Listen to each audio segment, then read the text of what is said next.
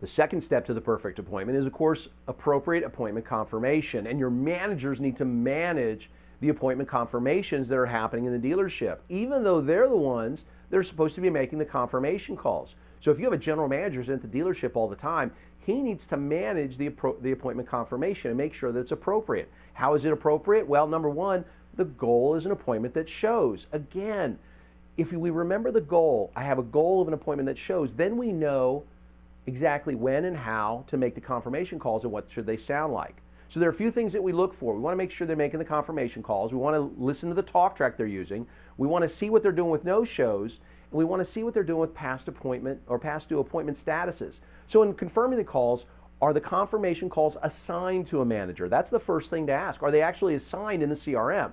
So you can't depend on your managers just to make the calls because they see an appointment's coming up.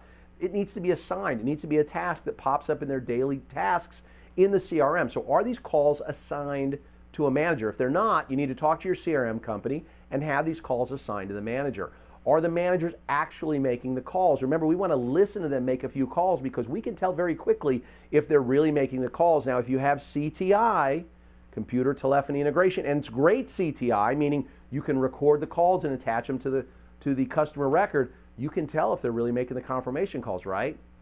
And then finally, are they properly logging the confirmation calls? What do I mean by that? Well, we don't want to spam the customer, right? Our goal is an appointment that shows, and so we're going to get voicemail a lot when we make these confirmation calls. And our goal is not to, continue to call the customer again and again until we get a hold of them. In fact, let's say we have an appointment today for 2:45. Let's say it's 10:45. We're going to go ahead and try to confirm this now 4 hours out, and I get voicemail.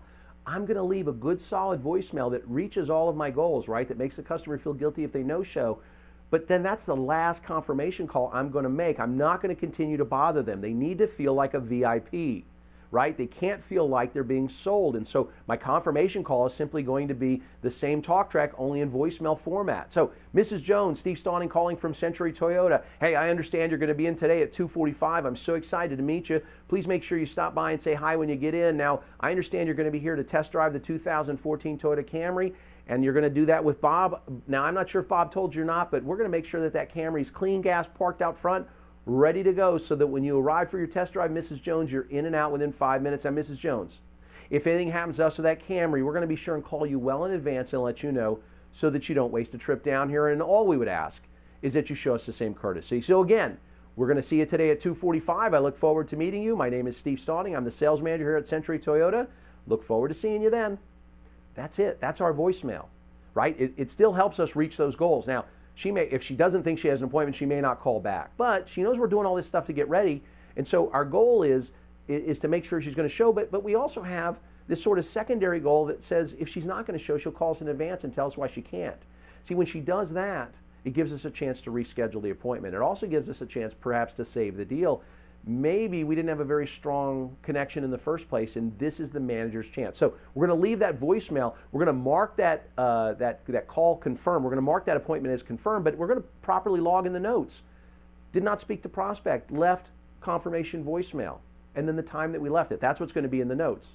The talk track is so important, right? So you want to make sure that your team's always using the talk track because they've got to make sure that the customers feel guilty if they no-show.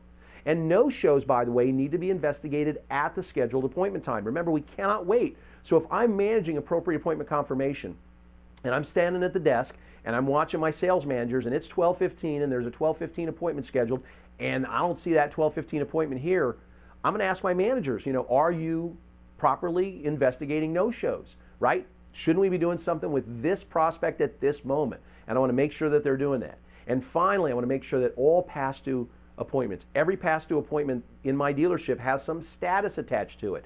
And they are past due at the scheduled appointment time. So a 12:15 appointment by 12:16 should have some note.